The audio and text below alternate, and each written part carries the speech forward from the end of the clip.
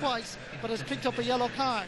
But the most important score, of course, came after. The Munster champions do have a problem. It's Tips will be favourites at this stage. Yeah, Tip will be favourites, and they're playing with Michael as well. You have to give him credit, and I think tactically they've done brilliantly as well. You know, I think placing Noel McGrath at centre forward has been a masterstroke by them, and defensively they've been very good as well, particularly at number 3 and number 6 as well. And like it's caused a serious problem for Waterford now on the basis of holding 2 inside. You saw there are stages in the first half. The whole half back line were on their own, and ball was coming back up the field, and they were picking it up on their own as well. And that's a big issue for Waterford now. 6 points behind, they've got to go chase the game now, so they've got to revert maybe back to having 3 full forwards inside there and putting a lot more ball into John Milan as well, because in fairness to Brian O'Halloran, I mean, he was only a youngster coming onto the team, but a lot of the ball went down the top of him, and he kept the ball away from John Milan, you know. It showed when John Milan got on the ball, he is that serious threat, but it's an uphill battle for Waterford at the moment. Okay, it is. We're going to take a short break. Further reflection. Paddy Stable especially, and they're walking down the channels and bypassing Brick Welch, and you have Noel McGrath in picking up the loose ball. Now Brick is having a good game, but this young Noel McGrath has got 4 points from play,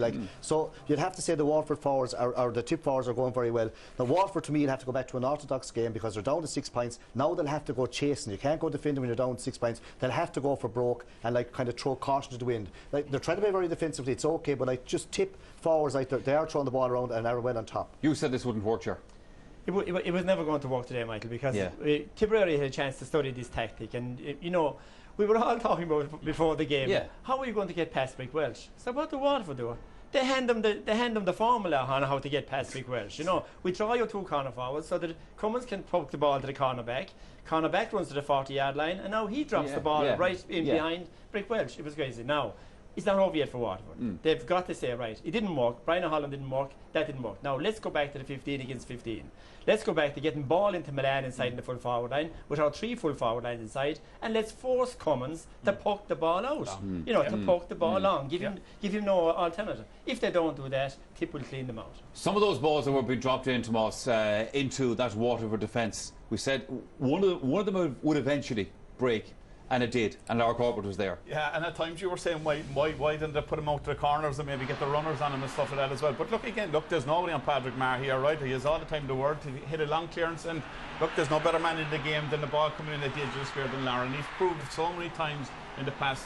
When the need is the greatest, on the greatest stage in Croke Park, and he wasn't actually playing that well up to that. He wasn't playing up to that well up to that, but he's a natural instinct, he's a natural hurry, he's a natural goal scorer, and look, we saw the last day against Galway, he comes up with a winning point.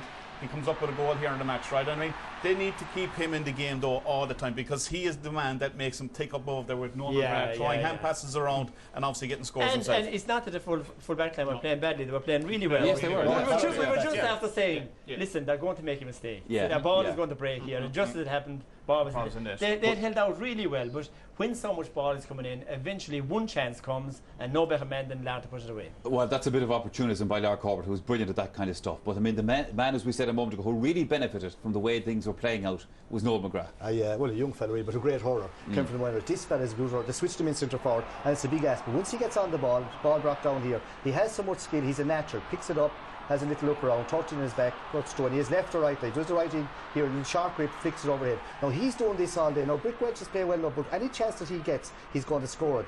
Again, John O'Brien has a little flick back.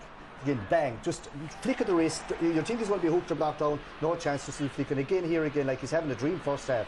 Now this Noel Connors is playing very well, but again, this ball breaks here, throw it out here to McGrath. Once he has the side, go back again, left or right, back on his right this time over there. He is the two sides. The key there is right, he's let everybody else do the donkey work for him. Patrick Maher and all these fellas, let them go in and tackle, let them go into Brick Welch, let them throw on the shoulder, and let him take the flick of the pass over it. You're spot on. That's exactly Tipperary's tactics today. Get in Patrick Maher, get in the ball breakers inside, and let him win the ball and pass it back, not forward. And next thing, the man is back. Owen Kelly was back there as well. He got a point the very same way. They have the man placed on the 50-yard line, straight shot over the bar. Well, when you have target shooters in the team like that, then why not do that up front for Waterford? Once again, John Milan has carried the burden for most of it.